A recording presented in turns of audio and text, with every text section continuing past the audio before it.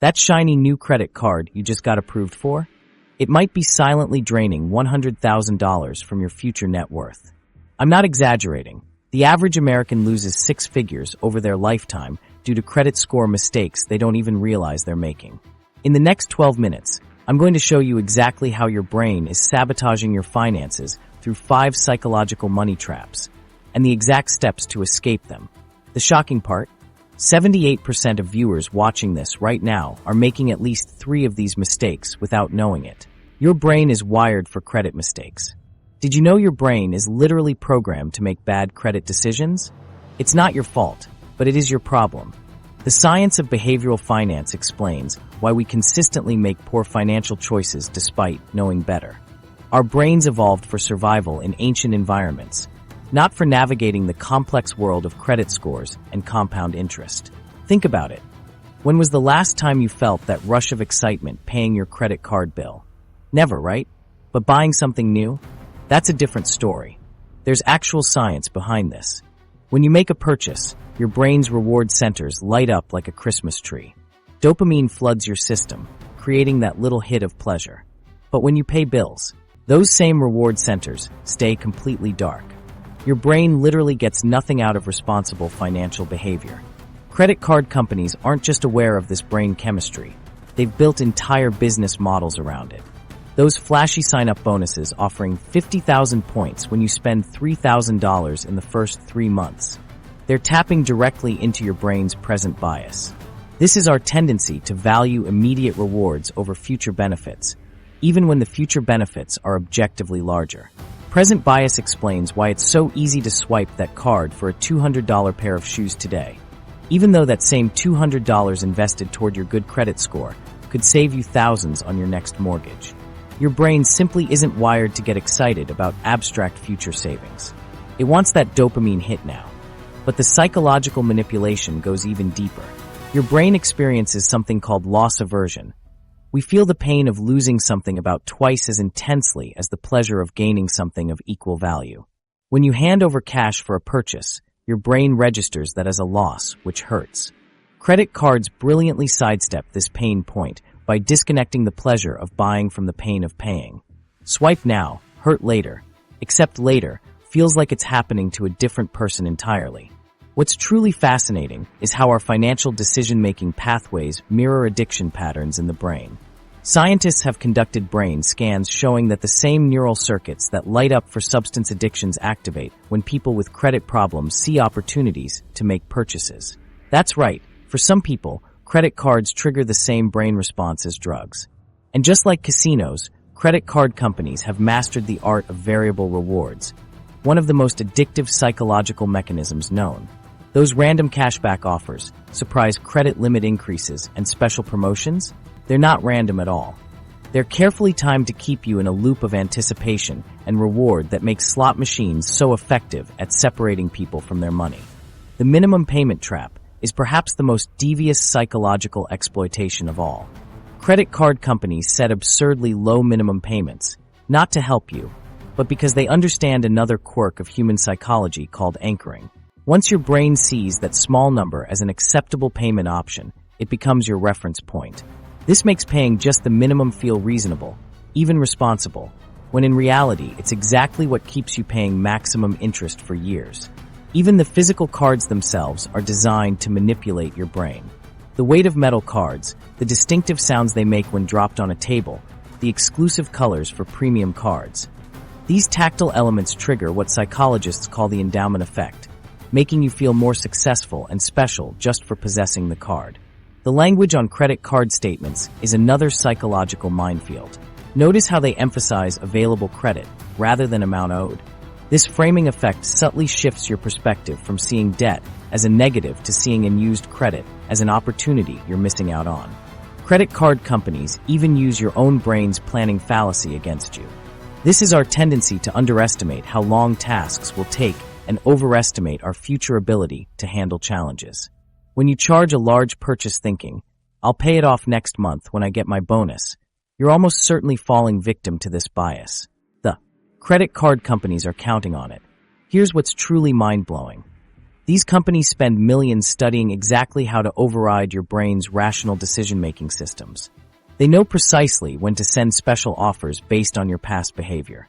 They know which colors make you more likely to sign up and which phrases make you more likely to spend. Their entire business model depends on understanding your brain better than you do. Understanding these psychological traps is the critical first step to breaking free from them. When you recognize that your brain is being hacked by sophisticated marketing teams with decades of behavioral research behind them, you can start to implement countermeasures. The good news is that while your brain may be naturally vulnerable to these manipulations, it's also incredibly adaptable. Once you recognize these patterns, you can create systems to protect yourself from, well, yourself. Simple actions like setting up automatic payments, creating artificial waiting periods before large purchases, or using cash for certain spending categories can bypass these brain biases entirely. Remember, these companies aren't evil. They're just exceptionally good at exploiting how your brain naturally works. And they should be. They hire armies of behavioral economists and psychologists to design experiences that maximize their profits by studying your decision-making weaknesses. The hidden cost of credit score mistakes. While these companies profit from your psychological blind spots, your credit score silently determines how much extra you pay for. Well, almost everything. That single number could be charging you an extra $240 every month without you even realizing it. Money that could be growing in your investment accounts instead of padding lenders' profits. Let's get real about what your credit score is actually costing you. This isn't just some arbitrary number banks use to judge you. It's essentially a price tag that follows you everywhere. And the price difference between credit score ranges is staggering. Let's break it down with real numbers. If you're shopping for a mortgage right now, someone with an excellent credit score, 740 to 850, might lock in a rate around 3.5%. But if your score is below 580, you're looking at rates exceeding 6.5%. That difference might not sound huge on paper, but let me show you what it means for your wallet. On a typical $300,000 30-year mortgage, that rate difference translates to paying an extra $540 every single month. That's $6,480 per year, or a mind-blowing $194,400 over the life of your loan. For the same house, you're literally buying the same property twice because of your credit score. And mortgages are just the beginning. Credit cards are an even more extreme example. The average credit card interest rate is currently sitting at about 21.51%. But if your credit score is on the lower end, you could be facing rates as high as 29.24%. Imagine carrying a $5,000 balance. That's an extra $387 in interest every year just because of your credit score. Here's something most people don't realize. Your credit score even affects things that have nothing to do with borrowing money. Insurance companies are checking your credit score too. If your score is poor, you could be paying up to 50% more for your auto and home insurance compared to someone with excellent credit. That could mean an extra $600 to $800 annually just in insurance premiums. Let's visualize this. Imagine two identical people, same job, same income, same spending habits. The only difference is their credit score. Over a 30-year period, the person with excellent credit will have an extra $100,000 plus in their pocket compared to the person with poor credit.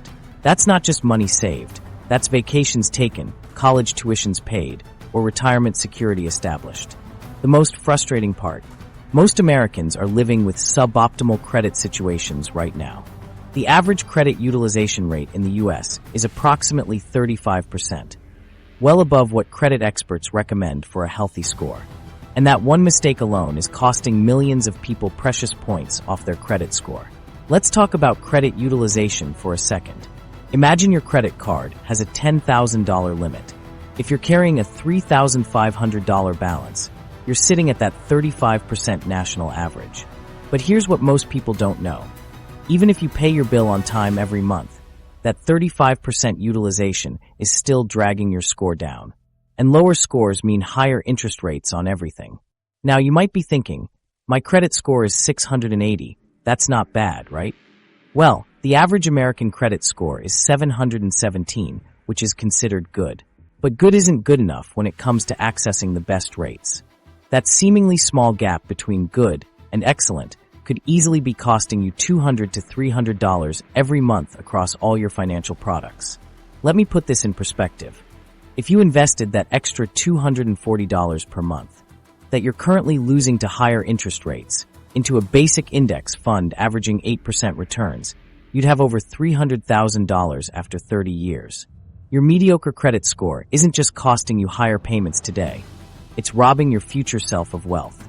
The cascading effect of just one credit mistake can be devastating. Take late payments. Just one payment that's 30 days late can drop your score by up to 100 points overnight. And that mistake stays on your report for 7 years. 7 years of higher interest rates, higher insurance premiums, and lost opportunities, all because of one missed payment. What's even more shocking is how quickly the damage happens versus how slowly recovery takes. Your score can drop 100 points in a day from a missed payment, but it might take 2 years of perfect payment history to fully recover those points. It's like knocking down a house in an hour, but needing months to rebuild it. The credit bureaus aren't doing you any favors either. Their scoring models are designed to be hypersensitive to negative information. A single negative mark carries more weight than multiple positive actions. So while you might think you're doing great by paying your mortgage on time for years, one late credit card payment can wipe out much of that positive history in an instant. Let's talk about the compounding effect over time. When you have a lower credit score, you pay higher interest rates. When you pay higher interest rates, more of your money goes to interest instead of principal. This means your debt stays higher for longer, which keeps your credit utilization higher, which further hurts your credit score. It's a vicious cycle that's incredibly difficult to break once it starts. The real kicker? Most people have no idea how much their credit score is actually costing them. Banks and lenders don't send you a bill that says credit score penalty, $240. Instead, it's baked into every rate you're offered, every premium you pay, and every financial product you use. It's the most expensive invisible tax most Americans are paying. And here's the most expensive credit mistake people make without even realizing it: assuming their credit report is accurate. Over 20% of Americans have errors on their credit reports serious enough to result in score damage. That means millions of people are paying higher interest rates right now because of mistakes that aren't even their fault. If you have a good score of 680 instead of an excellent 780, and you're financing a home, car, and carrying typical credit card debt, you could easily be losing $240 every month. That's $2,880 per year, or $86,400 over 30 years, nearly the price of a small house in many parts of the country, all because of a 3-digit number, the 5-minute credit fix most people Mississippi. What if I told you that your credit score might be artificially low because of information that isn't even yours? Most people never discover the errors hiding in their credit reports, mistakes that could be costing them hundreds every month and tens of thousands over time. The craziest part? The fix takes just 5 minutes. Here's something shocking that most financial advisors won't tell you. Over 1 in 5 Americans have errors on their credit reports. That's right, 20% of us are paying more for loans, insurance, and credit cards because of mistakes made by someone else. These aren't just minor typos either. The average error can slash your score by up to 100 points. Think about that for a second. You're making all the right moves, paying bills on time, keeping your credit utilization low, but a simple clerical error could be silently sabotaging your financial future. Meanwhile, you have no idea why lenders keep offering you higher interest rates than your friends. The worst part, most people will never check. They'll just accept their score as gospel and keep overpaying for years. It's like having a leaky pipe in your wall that's slowly flooding your basement, but you never bother to look downstairs. So how do you fix this? It's easier than you might think. First, you need to get your hands on your credit reports from all 3 major bureaus: Equifax, Experian, and TransUnion. Don't worry about paying for this. You can access them completely free at annualcreditreport.com. This is the only federally authorized source for free credit reports, so be wary of imposter sites. Once you have your reports, it's time to play detective. What exactly should you be looking for? Start with the basics. Is your name spelled correctly? Is your address current? You'd be surprised how often these simple details are wrong. Then move on to the accounts section. Are there accounts listed that you don't recognize? This could be a sign of identity theft or a mix-up with someone who has a similar name. Next, check each account status. Is a loan you paid off still showing as open? Is an account in good standing incorrectly marked as delinquent? These status errors are incredibly common and can have a massive impact on your score. Look at your credit limits too. Are they reporting the correct maximum for each card? If a credit card company is reporting a lower limit than you actually have, it makes your utilization ratio look worse than it really is. Found an error. Now it's time to dispute it. This is where most people get intimidated, but it's actually pretty straightforward. You can dispute errors online through each bureau's website, but I recommend sending a formal letter by certified mail to create a paper trail. When writing your dispute letter, include this key phrase: I am writing to dispute the following information in my credit report. I believe this information is inaccurate because this phrasing signals to the bureau that you understand your rights under the Fair Credit Reporting Act and aren't just making a casual inquiry. Be specific about what's wrong and why. Include copies, never originals, of any supporting documentation you have, like payment confirmations or account statements. And always request that the error be deleted or corrected. Once you've submitted your dispute, the credit bureau has 30 to 45 days to investigate. During this time, they'll contact the company that provided the information, like a bank or credit card company, to verify your claim. If they rule in your favor, the error will be corrected on your report, and your score should adjust accordingly. If your dispute is rejected, don't give up. You can provide additional documentation or clarification and try again. You can also add a brief statement to your credit report explaining the disputed information from your perspective. The results can be incredible. I've seen case studies where people who took the time to dispute errors saw their credit scores jump by over 50 points within a month after corrections were made. Imagine what that could mean for your next car loan or mortgage application. Let me give you a real-world example. A $300,000 mortgage with a score-based interest rate that's just 1% lower could save you more than $200 every month.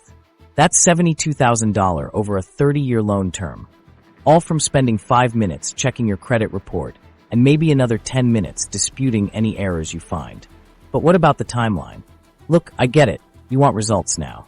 While the investigation process typically takes 30 to 45 days, many people see updates much sooner.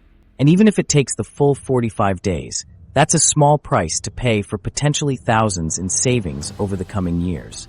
Think of it as one of the highest paying hourly jobs you'll ever have. Even better, you can repeat this process regularly. While you can access your free reports from each bureau once per year through annualcreditreport.com, I recommend staggering your requests. Check one bureau every 4 months, so you're consistently monitoring your reports throughout the year without paying a dime. Remember, credit reporting agencies are massive operations processing millions of records daily. They're not perfect. They make mistakes. And unfortunately, they have little incentive to find and fix those mistakes on their own. That responsibility falls on you. This is literally the lowest hanging fruit in personal finance. It requires no budgeting, no lifestyle changes, and no financial sacrifice. Just 5 minutes of your time could translate to tens of thousands of dollars in your pocket over the next decade. What's the alternative? Continuing to overpay for every single loan and credit product you use for the rest of your life. Continuing to have doors closed to you because of artificial score limitations. Continuing to watch others get approved for the best rates while you're stuck with mediocre offers. So ask yourself, if someone offered you $40,000 to spend 15 minutes checking and disputing errors on your credit report, would you do it? Because that's essentially the deal on the table. The late payment trap. While fixing credit report errors gives you an immediate win, there's another credit killer that's far more common and completely within your control. That bill you paid just 1 day late might seem like no big deal, but here's the truth. Payment history makes up a whopping 35% of your credit score, the largest single factor in determining your creditworthiness. And the credit scoring system doesn't care if you were almost on time or had a really good excuse. The credit scoring system is absolutely merciless when it comes to late payments. You could have years of perfect payment history, then miss just one payment by a single day past the 30-day mark, and watch your score plummet up to 100 points literally overnight. It's like watching years of responsible financial behavior vanish in an instant. What makes this particularly painful is the dramatic imbalance between how quickly your score drops and how slowly it recovers. Think about that for a second. One mistake can tank your score instantly, but rebuilding takes months or even years of perfect behavior. It's a classic case of 1 step forward, 10 steps back. The recovery timeline is brutally long. If you're 30 days late on a payment, you might need 3 to 6 months of perfect payment history to see meaningful recovery. But if that late payment stretches to 60 days, now you're looking at 6 months to a year of rebuilding. And if you hit the dreaded 90-day mark, expect to spend well over a year trying to climb back up to your previous score. What's worse is that this single mistake doesn't just disappear after you've paid the bill. That late payment will stay on your credit report for 7 full years, silently influencing dozens of financial decisions others make about you. 7 years. That's longer than most people keep their cars, longer than many people stay at their jobs, and longer than a lot of relationships last. Now let's talk about what this actually costs you in real dollars. Remember that mortgage rate we discussed earlier? Well, after a late payment drops your score by 100 points, you could easily be looking at an interest rate that's 1 to 2% higher. On a $300,000 mortgage, that translates to paying an extra $300 to $600 every single month for the next 30 years, all because you missed one payment deadline. But the financial pain doesn't stop with mortgages. Auto loans, personal loans, and even insurance premiums all take a hit. Insurance companies have found that people with lower credit scores file more claims, so they charge higher premiums accordingly. You could end up paying hundreds more per year for the exact same coverage, simply because of that one late payment. And here's where things can get truly nightmarish: penalty APRs. When you miss a payment on your credit card, many issuers will trigger what's called a penalty APR, which can skyrocket your interest rate to as high as 29.24%. Imagine carrying a $5,000 balance and watching your interest rate double overnight. That's not just an extra few dollars. It's potentially hundreds more in interest each month until you can pay down that balance. So what causes these devastating late payments in the first place? The reasons are surprisingly common. Sometimes it's simple financial distress. People struggling with high living costs, unexpected medical expenses, or relying too heavily on credit cards for daily expenses. Other times, it's just plain forgetfulness or disorganization. Life gets busy, bills get buried in email inboxes, and due dates slip through the cracks. What's particularly frustrating is that most late payments are completely avoidable. Study after study shows that people who use automatic payments are significantly less likely to miss due dates. It's not rocket science, but it's amazingly effective. Setting up automatic payments for at least the minimum amount ensures you'll never have to deal with the catastrophic consequences of a late payment, even if you forget a due date or are temporarily unable to pay the full balance. But here's where many people go wrong. They assume they need to set up automatic payments for the full balance, which might not always be feasible if cash flow is tight. What they don't realize is that even automating just the minimum payment can save your credit score. You can always make additional manual payments later in the month when your finances allow. Another simple strategy is setting calendar reminders several days before each bill is due. This gives you a buffer period to ensure the payment goes through, especially since some payment systems can take 1 to 2 business days to process. That buffer time can be the difference between an on-time payment and a credit score disaster. The really insidious thing about late payments is they create a spiral that's hard to escape.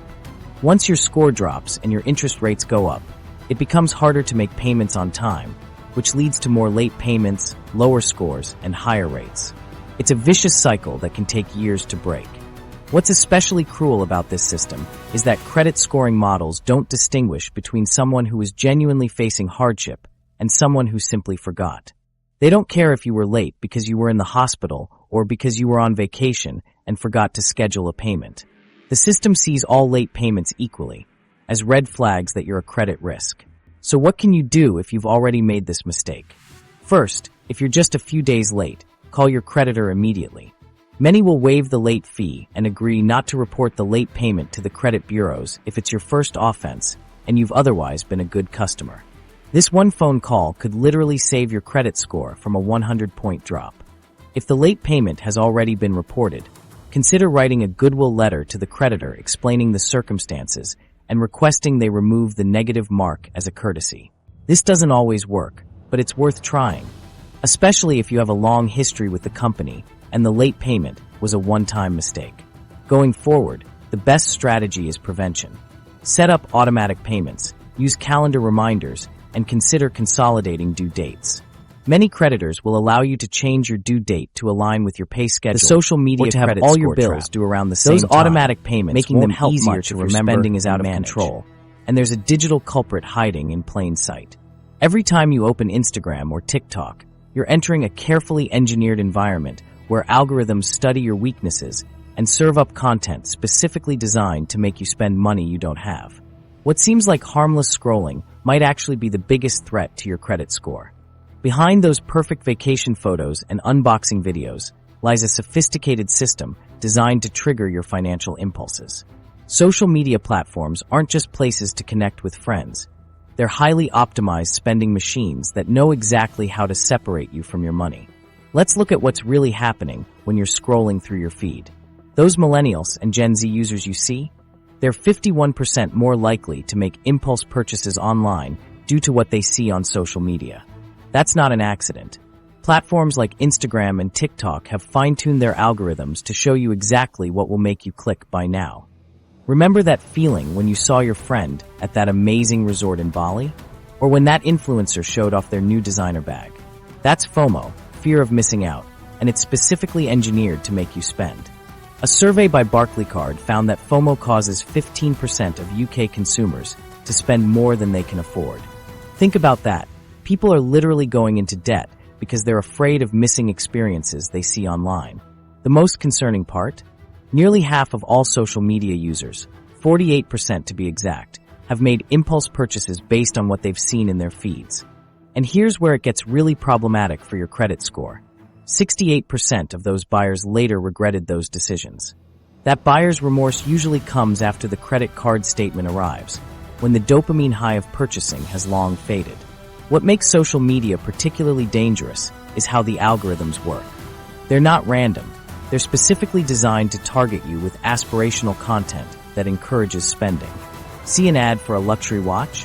Suddenly your feed is filled with high-end lifestyle content.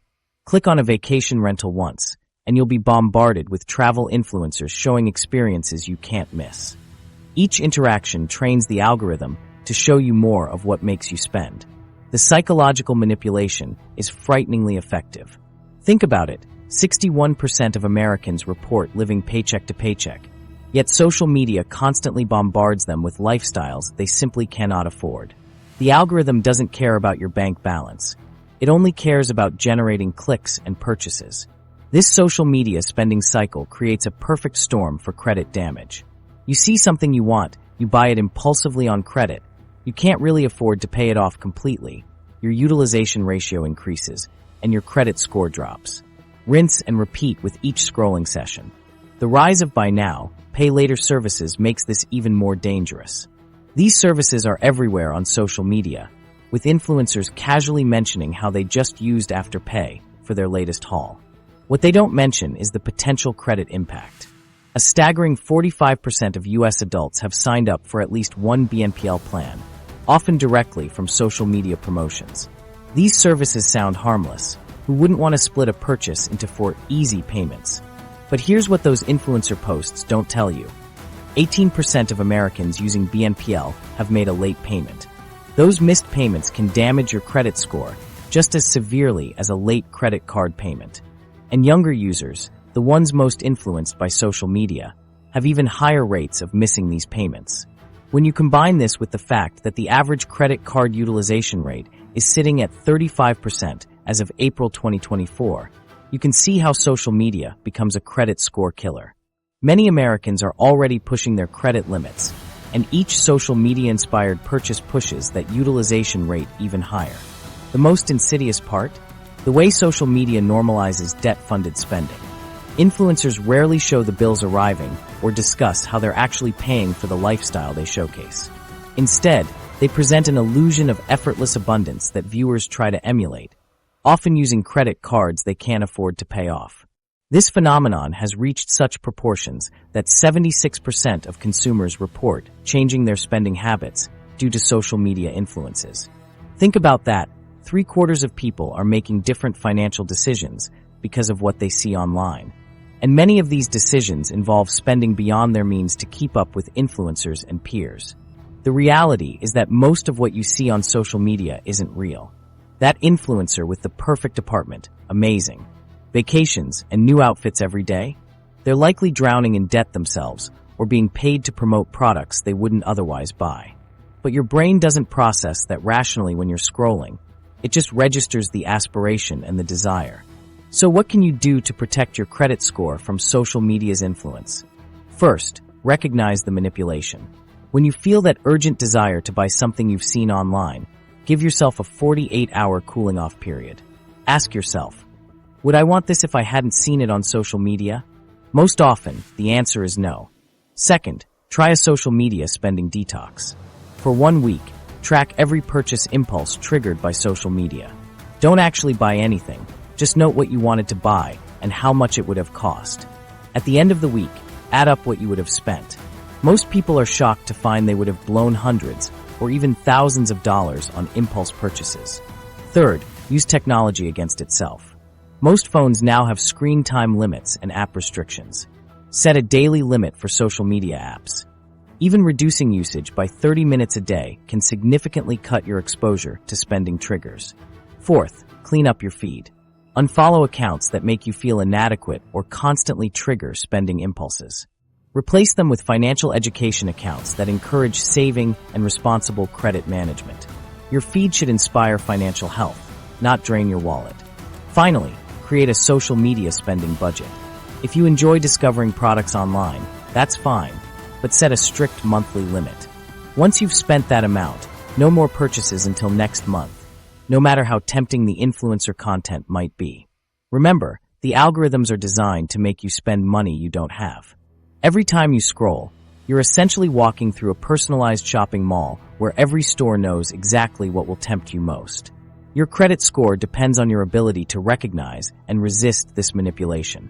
The most powerful question to ask yourself before any social media-inspired purchase is simple. Is this worth damaging my credit score? Because that's exactly what happens when these purchases lead to higher utilization rates or missed payments. The emergency fund credit score connection. Protecting your credit score isn't just about avoiding impulse purchases. It's about preparing for the inevitable. When emergencies strike, and they always do, your credit utilization can skyrocket overnight, undoing years of careful credit management in a single moment. Without a financial cushion, you're just one unexpected expense away from a credit disaster. The connection between emergency funds and credit scores is one of the most overlooked aspects of financial health. Think about it. What happens when your car breaks down tomorrow or your water heater suddenly quits? Without savings set aside specifically for these moments, you're forced to reach for the credit cards, and that's where the trouble begins. The numbers paint a stark picture. A shocking 56% of Americans report they couldn't handle a $1,000 emergency expense without borrowing money. That's more than half the country living on a financial knife edge. And when these inevitable emergencies hit, they hit hard. The average emergency room visit costs around $1,000, and car repairs often reach similar amounts. But here's where it gets really scary. When you have no choice but to put that $1,000 car repair on a credit card, it creates an immediate spike in your credit utilization ratio. Studies show that people typically experience a 30% increase in credit utilization after facing emergency costs, which can instantly drop your score by dozens of points. Let me walk you through what this emergency-triggered credit death spiral looks like. First, your car breaks down, and you need $800 for repairs. With no emergency fund, you charge it to your credit card, pushing your utilization from a healthy 20% to a concerning 50%. Next, your credit score drops by 40 points because of this sudden utilization spike. Then, because your score has dropped, your credit card company decides to review your account and lower your credit limit, which pushes your utilization even higher. Now you're at 65% utilization. Your score drops another 30 points, and suddenly, you're being offered much worse terms on everything from insurance to phone plans. And if another emergency hits while you're still paying off the first one, that's when the real damage happens. This is exactly how so many Americans find themselves trapped in a cycle they can't escape. Medical debt is particularly devastating to your credit health. Studies have found that unpaid medical bills can slash your credit score by as much as 100 points. That's equivalent to the damage from a serious late payment, but in this case, your only mistake was getting sick or injured. What makes this situation even more dangerous is the psychological impact. Financial emergencies trigger stress and anxiety, which research shows leads to poorer financial decision-making. When you're stressed about an unexpected expense, you're more likely to make hasty decisions that compound your credit problems, like missing payments on other bills or taking out high-interest loans to cover the emergency. Remember that compounding effect we discussed with interest rates? The same principle applies to emergency-related credit damage, but in reverse. As your utilization increases, your credit score drops, which leads to higher interest rates on future borrowing. Those higher rates mean you pay off debt more slowly, keeping your utilization high for longer periods, which continues to suppress your score. It's not just about the immediate emergency expense. It's about the long tail of financial consequences that follows. Let's put some real numbers to this. Imagine you have a $5,000 credit limit and normally carry a $1,000 balance, 20% utilization. A $2,000 emergency medical bill pushes your utilization to 60%. This could drop your score by 50 points. If you were at 720, you're now at 670, crossing from good to fair credit territory. This credit score drop means your auto insurance premiums might increase by 20%, costing you an extra $300 annually. Any new credit cards you apply for might come with interest rates 5% higher than before. And if you need to finance a major purchase, you're looking at thousands in additional interest over the life of the loan, all because you lacked a simple emergency fund. What's particularly frustrating is that 27% of American adults have no emergency savings at all. Zero. Nothing standing between them and a credit crisis. For these individuals, even a minor emergency becomes a major financial and credit setback. The credit utilization damage from emergency expenses isn't just significant, it's painfully slow to repair. While utilization-related score drops happen immediately, rebuilding your score requires paying down that debt, which typically takes months.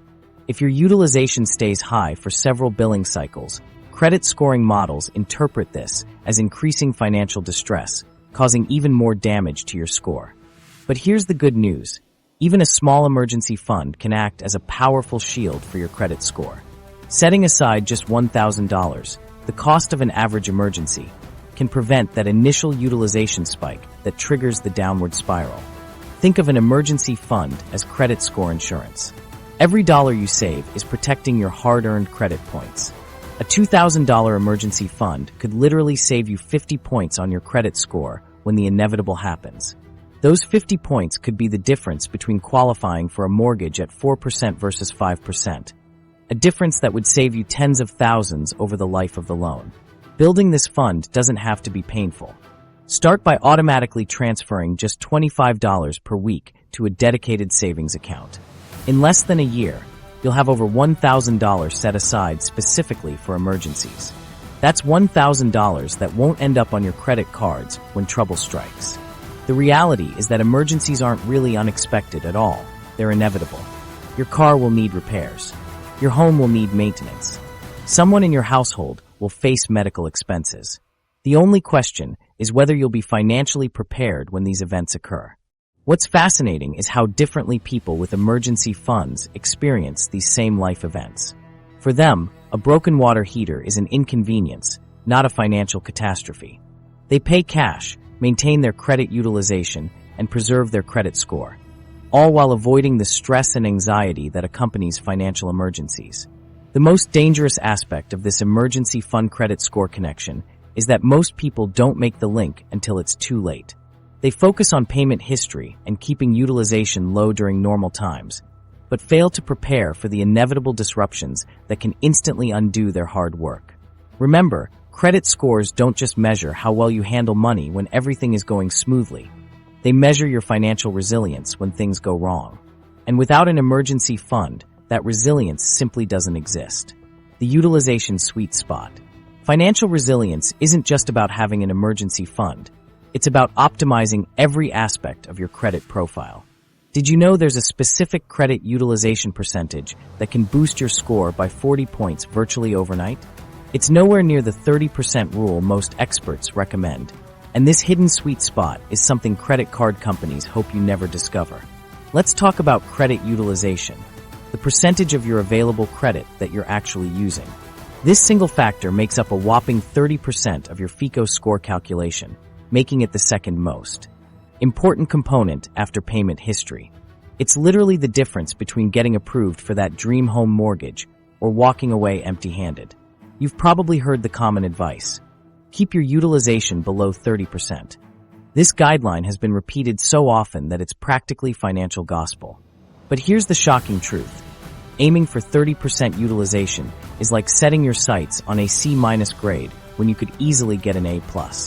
According to recent research, the optimal credit utilization ratio isn't 30%. It's actually between 1% and 7%. That's right. People who maintain utilization in this sweet spot consistently score 20 to 40 points higher than those hovering around the 30% mark. This tiny adjustment could be the difference between good and excellent credit, potentially saving you thousands in interest payments over your lifetime. But why does this matter so much? Consider this. A national study shows that 37% of Americans have either maxed out a credit card or come dangerously close to their limit. When you're using that much of your available credit, you're sending a clear signal to lenders that you might be financially stretched, even if you're making all your payments on time. The good news is that credit utilization has no memory. Unlike late payments that haunt your credit report for 7 years, utilization is recalculated every month. This means you can see dramatic improvements almost immediately once you implement the right strategies. Now let's get practical. How can you optimize your utilization ratio without drastically changing your spending habits? One surprisingly effective approach is to simply request a credit limit increase. When your card issuer raises your limit, your utilization ratio automatically drops, even if you don't change your spending at all. For example, if you typically carry a $2,000 balance on a card with a $5,000 limit, your utilization is 40%, well above the optimal range. But if your limit increases to $10,000, that same $2,000 balance now represents only 20% utilization. Push that limit to $20,000, and suddenly you're at 10% utilization, much closer to that sweet spot without spending a penny less. Most credit card companies allow you to request limit increases online or through their app, and many will approve these requests without a hard credit inquiry if you've been a responsible customer. Try requesting increases every 6 to 12 months, and you could see your available credit double or triple within a couple of years. But there's an even more powerful hack that most people completely miss: understanding exactly when your utilization is reported to the credit bureaus. Here's the secret that can change your credit game overnight. Credit card companies typically report your balance to credit bureaus on your statement closing date, not your payment due date. This timing difference creates a massive opportunity. Even if you pay your balance in full every month, which you absolutely should, the bureaus might still see high utilization if you're making those payments after your statement closes. Let's say your statement closes on the 15th of each month, with payment due on the 10th of the following month. If you charge $3,000 to your card with a $5,000 limit during the month and wait until the due date to pay it off, the bureau still sees 60% utilization, despite the fact that you never carry a balance. The smarter approach is to make payments before your statement closing date. If you pay down most of your balance a few days before your statement closes, the credit bureaus will see a much lower utilization ratio. This simple timing adjustment could boost your score by dozens of points without changing your spending or payment habits at all. For even better results, try making multiple payments throughout the month. This keeps your running balance low and ensures you're never caught with high utilization when your statement closes. Many credit card users who implement this strategy report seeing their scores jump 20 to 40 points in a single billing cycle. Another powerful strategy is to leverage your statement dates strategically. If you know you'll need to make a large purchase, time it for just after your statement closes. This gives you nearly a full month to pay it off before the next statement, keeping your reported utilization low. But what if you have multiple credit cards? Credit bureaus look at both your per-card utilization and your aggregate utilization across all cards. This means you need to be strategic about how you distribute your spending. For example, if you have 3 cards with $5,000 limits each, It's better to spread $3,000 of spending across all three cards, $1,000 each, or 20% utilization per card, than to put it all on one card, 60% utilization on one, 0% on the others. Your aggregate utilization would be 20% either way, but your score will be higher if you avoid high utilization on any single card. This is especially important because high utilization on even one card can drag down your score, even if your overall utilization is low. The credit scoring algorithms see maxed out cards as a red flag, regardless of your overall credit picture. What about accounts you don't use? Contrary to popular belief, having open cards with zero balances actually helps your score by lowering your overall utilization. Don't close old accounts unless they carry annual fees that outweigh the credit score benefits. Now, here's something many people don't realize. The timing of your credit card payments relative to your statement dates can dramatically affect your reported utilization. By scheduling payments to hit before your statement closing date, you can ensure a lower utilization ratio is reported to the credit bureaus. This doesn't mean you need to pay off your cards completely before the statement date, although that would certainly maximize your score. Even reducing your balance to 7% or less of your limit before the statement generates can have a significant positive impact. For example, if you typically spend $3,000 monthly on a card with a $10,000 limit, try paying $2,300 before your statement date. This leaves only $700, 7%, to be reported to the bureaus, putting you right in that sweet spot for optimal credit scoring. This strategy works because most credit card issuers only report your balance to the credit bureaus once per month, typically when your statement closes. They don't report the fact that you spent $3,000 during the month. They only report whatever balance remains when they take that monthly snapshot. The real power lies in understanding exactly when your specific cards report to the bureaus. While statement closing dates are the most common reporting times, some issuers report on specific calendar days instead. A quick call to your card issuer can confirm exactly when they report your balance, allowing you to time your payments for maximum impact. These utilization strategies might seem like gaming the system, but they're completely legitimate techniques used by credit optimization experts. The credit scoring algorithms weren't designed to measure how much you spend. They were designed to measure how dependent you are on available credit. By manipulating when and how your balances are reported, the biggest credit simply presenting the most accurate picture, while manipulating your utilization ratio is one powerful credit score hack. There's an even bigger financial mistake lurking in the shadows.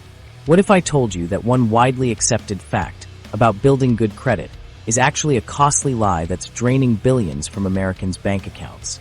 This seemingly innocent misconception could be the single biggest reason you're not building wealth. Here's the shocking truth. Nearly 7 out of 10 Americans believe that carrying a balance on their credit cards will improve their credit scores. Yes, you heard that right. 68% of people think that paying interest on credit card debt somehow boosts their creditworthiness. This myth isn't just wrong. It's potentially the most expensive financial misunderstanding in modern consumer finance. Let's be crystal clear about something. Carrying a balance on your credit card does absolutely nothing to improve your credit score. Nothing. Zero. Nada. In fact, this misconception is costing Americans a staggering $1.14 trillion in credit card debt, with much of it accumulating interest at an average rate of 22.76%. That's nearly 23% of your money vanishing every year for absolutely no credit benefit whatsoever. Think about it. Would you voluntarily pay thousands of dollars in extra fees for a service that does nothing? Of course not. But that's exactly what happens when you carry a balance month after month, believing it's somehow helping your credit profile. So where did this extremely expensive myth come from? It appears to stem from confusion about how credit utilization actually works.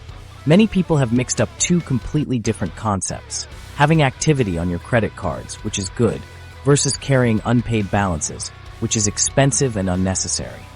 Your credit score benefits from regular card usage, but you can get all those benefits without paying a single penny in interest by simply paying your statement in full each month. Credit card companies aren't exactly rushing to clear up this confusion. And why would they? This misconception is literally their business model. When you believe you need to carry a balance, you're essentially volunteering to pay them extra money for no additional service.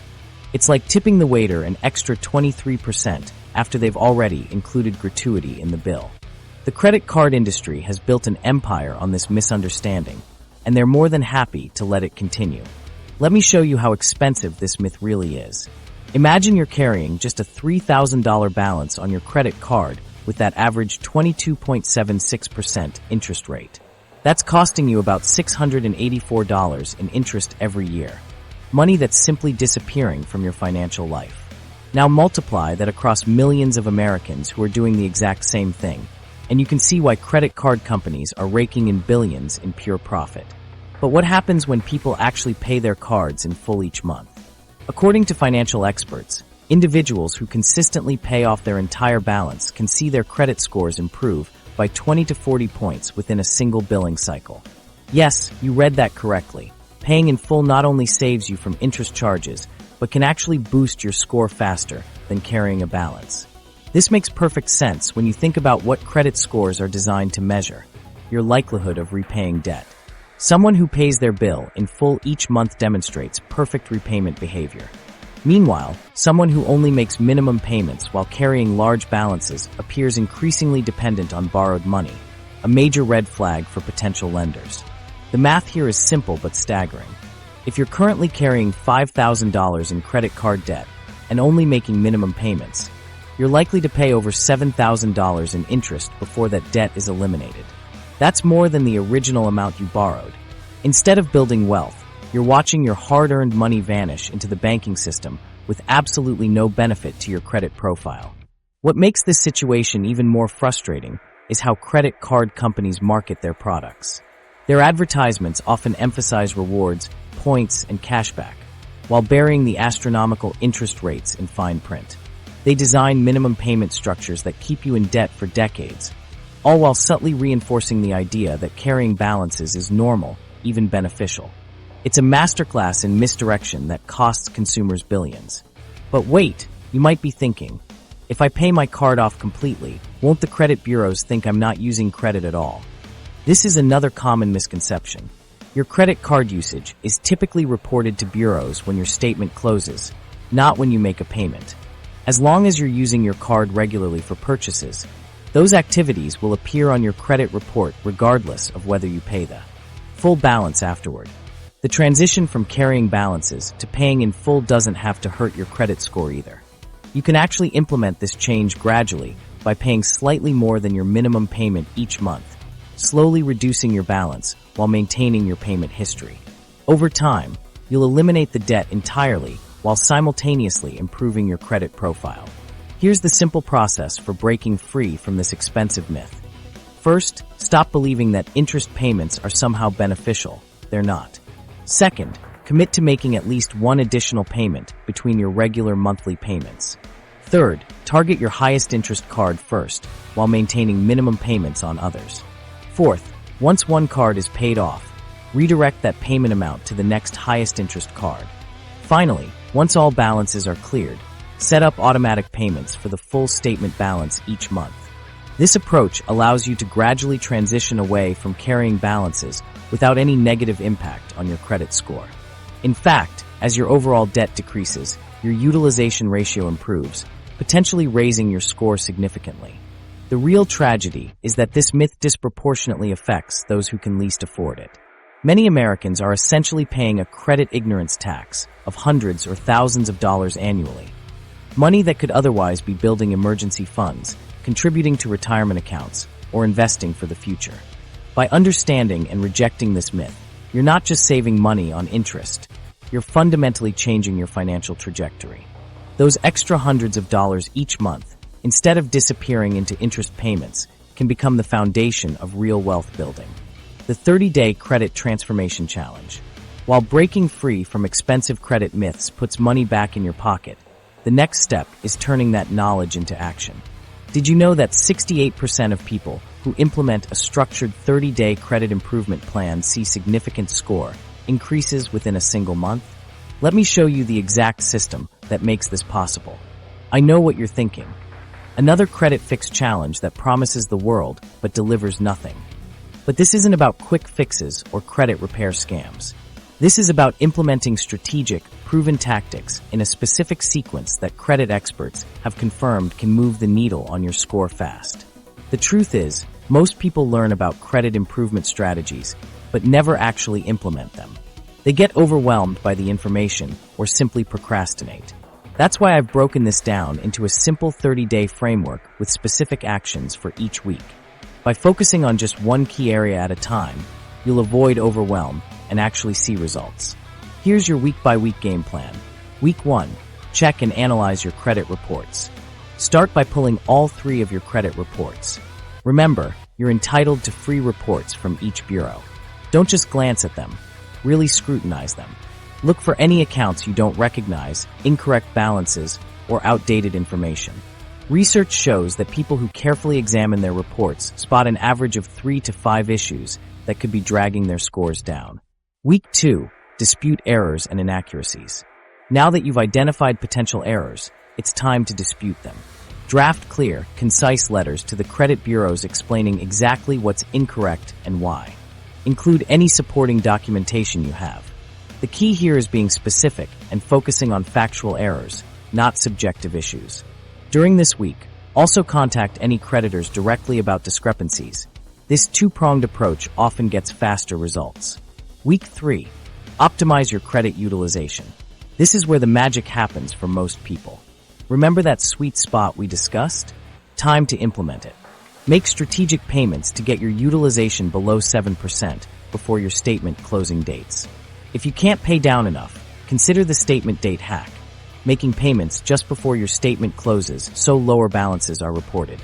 This single week of focused effort can boost your score more than almost any other action. Week 4. Automate your payment system. Set up automatic payments for every single bill and credit card. But here's the crucial part that most people miss. Don't just set up minimum payments. Instead, set up automatic payments for the full statement balance whenever possible. This ensures you're never late and never carry a balance unnecessarily. Also, create a backup system with calendar alerts 5 days before due dates as a safety net. Throughout the entire month, track your progress using a credit monitoring service. These tools provide real-time updates on your score changes and alert you to any significant shifts in your credit profile. They're like fitness trackers for your financial health, showing you exactly what's working and what's not. Let me share a real example of how powerful this sequence can be. Michael, a software developer from Atlanta, started with a score of 642. After identifying 2 collections accounts that weren't his and an incorrectly reported late payment, he disputed all 3. While waiting for those results, he paid down his credit card balances from 45% utilization to just 6%. By the end of 30 days, his score had jumped to 694, a 52-point increase that moved him from fair to good credit territory. Or take Jessica's case. She began with a 715 score and thought she was doing fine. But after following this system, she discovered her ex-spouse was still listed as an authorized user on 2 of her cards, and her student loan showed as being in default when it was actually in deferment. After fixing these issues and optimizing her utilization, her score jumped to 768, moving her into the excellent category and saving her over $100 per month when she refinanced her car loan. The results you can expect will vary based on your starting point. If you're already in the good range, 670 to 739, you might see a 20 to 30 point improvement.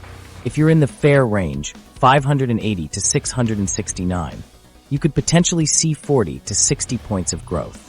Those starting in the poor range often see the most dramatic improvements, sometimes 70+ points, because there's more opportunity to correct major issues.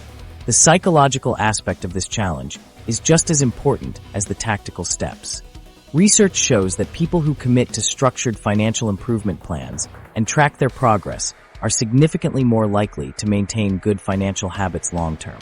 It's about building sustainable credit behaviors that will serve you for decades, not just a one-time score boost. The beauty of this system is that it works regardless of your current financial situation. Even if you can't pay down large amounts of debt right now, the other steps can still move your score significantly. And unlike credit repair companies that charge hundreds or even thousands of dollars, this entire process costs you nothing but time. Think about the timing of this challenge in relation to your next major purchase. If you're planning to buy a car or home in the next few months, completing this 30-day transformation now could potentially save you thousands in interest over the life of your loan. Even a 40-point improvement could mean the difference between being approved or denied, or between a good rate and a great one. I recommend documenting your journey with screenshots of your score at the beginning and end of the challenge. Not only does this provide satisfying evidence of your progress, but it also gives you concrete proof of improvement if you need to negotiate with lenders in the future. What makes this challenge so effective is that it targets all 5 major components of your credit score simultaneously. While most people focus on just one area, like paying down debt, you'll be optimizing your entire credit profile at once, creating a compound effect that accelerates your results.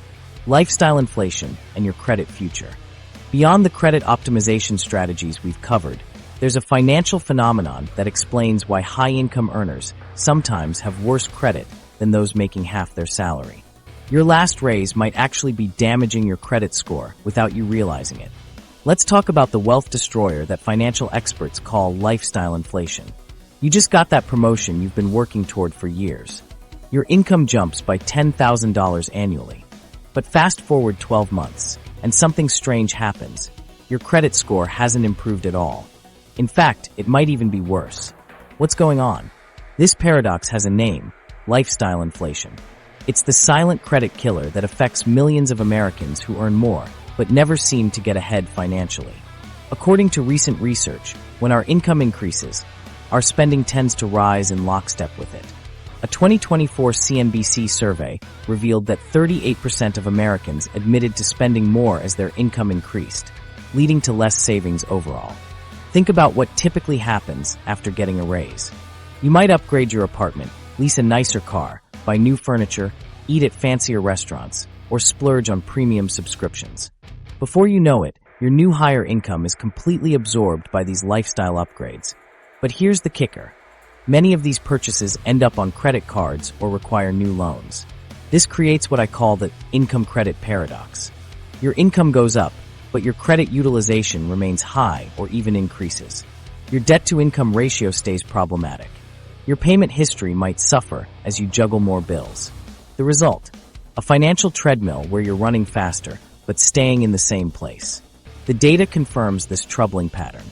A comprehensive study of 4,000 adults found that 40% of millennials believed they would have accumulated more savings by this point in their lives, but lifestyle inflation derailed their plans. On average, millennials are 25,000 pounds short of where they expected to be financially, with a third admitting they prioritized spending over reaching important financial milestones.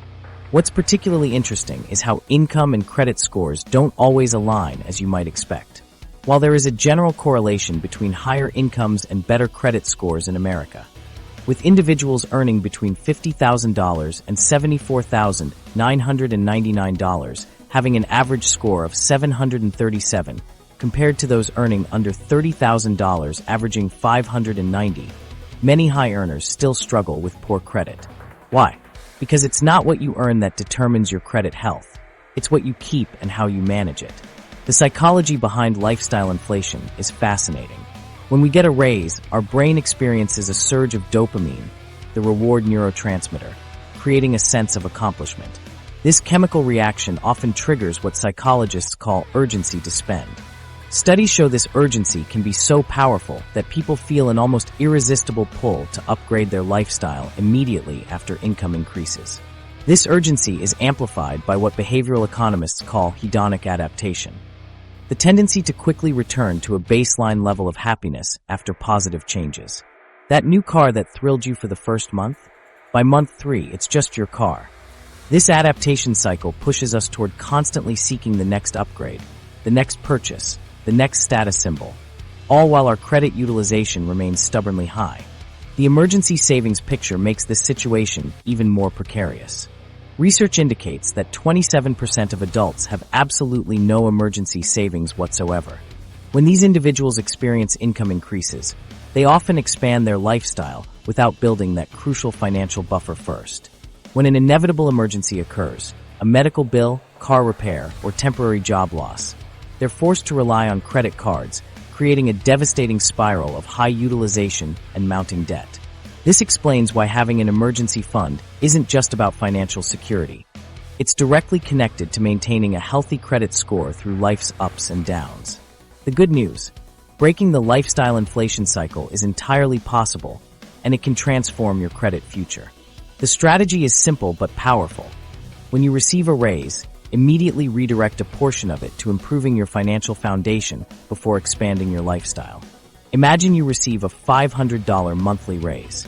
Instead of absorbing all of it into your lifestyle, consider the 25% rule. Allocate 25%, $125, specifically to debt reduction or savings. This seemingly small redirection can produce remarkable results. By applying just this fraction of your raise directly to credit card balances, you could potentially reduce your utilization ratio by several percentage points each month. For someone carrying $5,000 in credit card debt, dedicating $125 monthly from a raise could eliminate that debt in just over 3 years, potentially boosting their credit score by 40 to 60 points in the process, all while still enjoying 75% of their raise for lifestyle improvements. The impact of this approach becomes particularly clear when we examine debt-to-income ratios. If your monthly debt payments total $1,000 and your income is $4,000, your debt-to-income ratio is 25%. Lenders scrutinize this ratio carefully, and it significantly impacts your credit options and interest rates. By focusing a portion of each raise on debt reduction rather than new consumption, you create a powerful positive cycle. Your income rises while your debt decreases, dramatically improving this crucial ratio. What's fascinating is how small shifts in this behavior compound over time. Let's say you receive annual raises averaging 3% over a 10-year period. If you apply just 25% of each raise to debt reduction and savings, by year 10 you could have eliminated substantial debt and accumulated significant savings, all while still enjoying lifestyle improvements with the remaining 75%. The psychological benefits are equally powerful. Breaking the lifestyle inflation cycle helps eliminate the constant financial stress that damages relationships and well-being. Many people report sleeping better and experiencing less anxiety once they've implemented this approach. There's immense freedom in knowing you're building financial security rather than just accumulating more stuff. This strategy creates an upward spiral effect. As your credit score improves from lower utilization and better debt management, you qualify for lower interest rates, which accelerates debt payoff, which further improves your score. Meanwhile, your growing emergency fund reduces the likelihood of credit-damaging financial emergencies. The critical insight here is that lifestyle inflation isn't inevitable, it's a choice. When your income increases, you face a pivotal decision point that will shape your financial future. Will you automatically absorb the entire raise into an expanded lifestyle? Or will you strategically allocate a portion to building wealth and credit health? We've reached the end of our journey, and by now you understand how your credit score is quietly influencing nearly every financial aspect of your life. This isn't just about a 3-digit number. It's about the freedom to shape your future on your terms. The psychological traps we've explored aren't just academic concepts. They're the invisible chains holding back your wealth potential. Think about it. If implementing just one strategy from our 30-day challenge could save you hundreds every month, what would fixing all these issues do for your life? The compound effect is staggering. Every point you add to your score is money back in your pocket. Money that could fund your next vacation, boost your retirement, or help your kids through college. The choice is yours now. Will you stay trapped in the credit mistakes most Americans make, or will you break free? Drop a comment telling me which strategy you're tackling first. Subscribe for more financial truth bombs that the banks don't want you to know. Your future self is already thanking you for watching this video today.